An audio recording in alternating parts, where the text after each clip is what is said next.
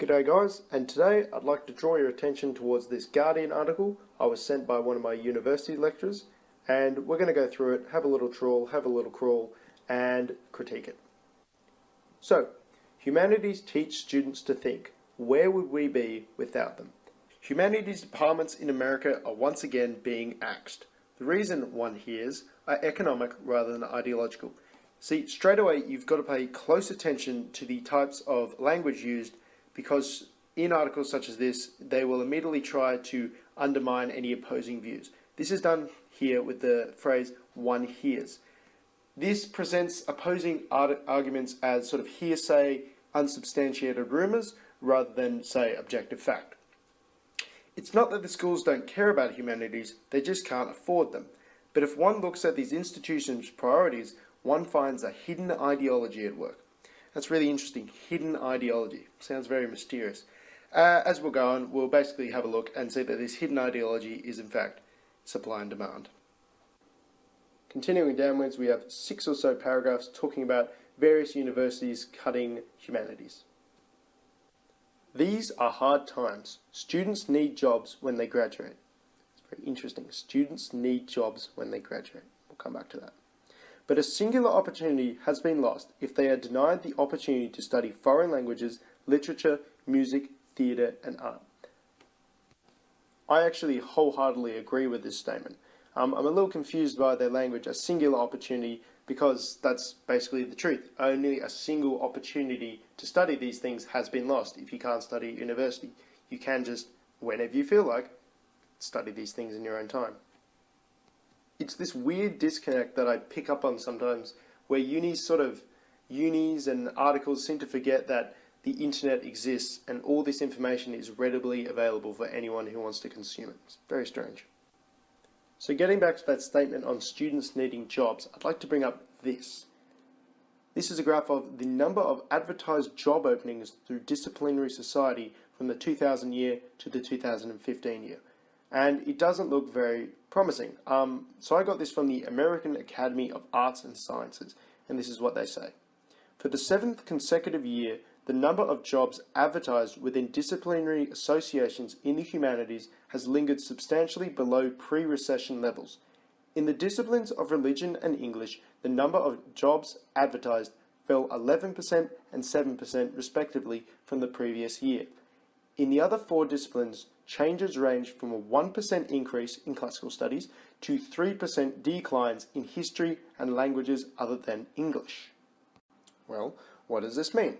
Well, it's clear that since the GFC there's been a reduced demand for jobs involving the humanities. And this has a roll-on effect back to the universities. To explain this whiplash effect, we need to think about what a university is from a purely fiscal perspective.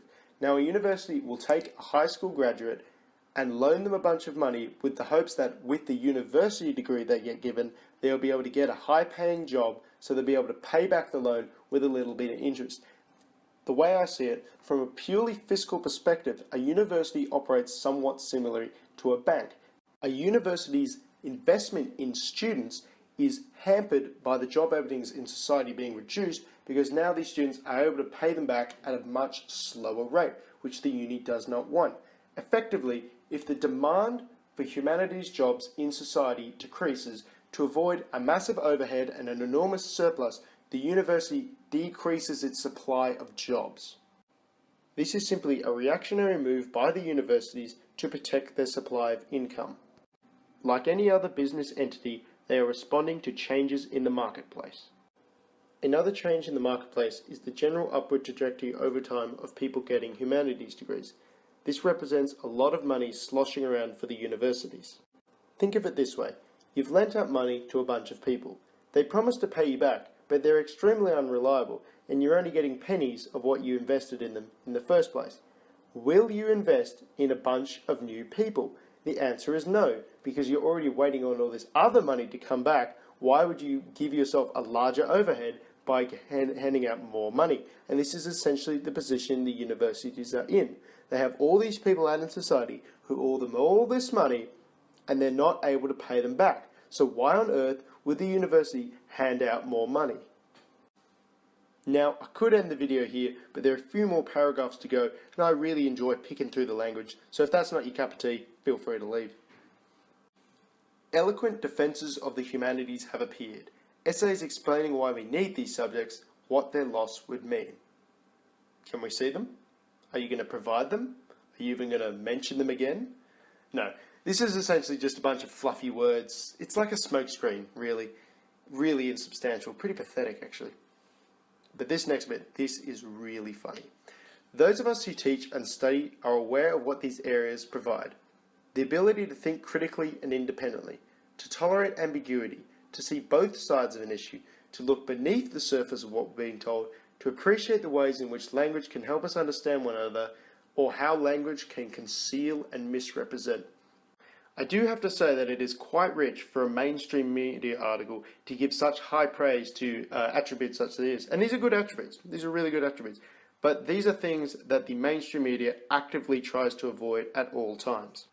The ability to think critically and independently.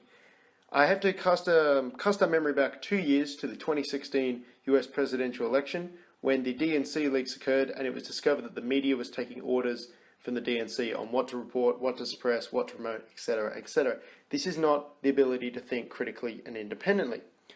Tolerating ambiguity. The mainstream media in this day and age is infamous for being the least ambiguous platform on the planet. They have no shame in instantly slandering and defaming anyone who does not go along with their views. The ability to see both sides of an issue. I'm going to bring up recent facts on press coverage of Donald Trump. CNN, 92% negative coverage. This is not the ability to see both sides of an issue in the slightest. They're highly partisan environments, these mainstream media outlets. Looking beneath the surface. This is basically the opposite of the modus operandi of the mainstream media. They will never look beneath the surface of anything because that would expose their own just surface lies, essentially. For example, gun crime stats in the United States include suicides and legal shootings. If you take those out, US has an incredibly low gun rate crime for the amount of guns in society. Another example is the Trump Tower Russia meeting, which was just essentially a bait and switch. The meeting was made on false premises, then dirt on the Clintons was brought up and was rejected. But you'll never hear about that. You'll just hear the fact that Trump greenlighted this meeting. This article also fails to look beneath the surface of the issue. Language can help us understand. Just recently, Alex Jones has been basically deplatformed on every single tech platform, I should say. And I doubt you're going to hear a single outcry from the mainstream media. They are vehemently opposed to free speech. They're not interested in how language can help us understand one another. Concealing and misrepresenting. Cast your mind back again 2 years to the 2016 election in the States. CNN claimed that it was illegal for the common public to read the DNC leaks. They would read them for you and present the information. Also, the press blackout on Tommy Robinson over in the UK, and again, this article. The mainstream media loves to conceal and misrepresent. It's usually not outright lying. It's usually just lies by omission, like this article. Is it entirely paranoid to wonder if these subjects are under attack because they enable students to think in ways that are more complex than reductive simplifications so congeal to our current political discourse? That line right there makes me think this article is meta-satire, or the writer was just so dumb that she didn't realize she was mocking herself. Reductive simplifications. This article is a reductive simplification. It's idiotic. And to round itself off, just like clockwork, they mention Hitler and they mention the opposition to Obamacare. The humanities can touch those aspects of consciousness that we call intellect and heart, organs seemingly lacking among lawmakers whose view on healthcare suggests not only zero compassion, but a poor understanding of human experience. Organs seemingly lacking among journos who have a poor understanding of money. Now, rampant stupidity aside, those two heartstring pulling issues are essentially a tell, as in a tell like poker, as to why this article was written. It's the Trump effect. This article is essentially just trying to get you to associate negative connotations with Donald Trump. Hence the Hitler, hence the opposition to the ACA. Oh, Trump doesn't want you to think, he's cutting humanities. all this does is send up a big red flare into the Vietnamese jungle night that this is an ideological hack job of an article.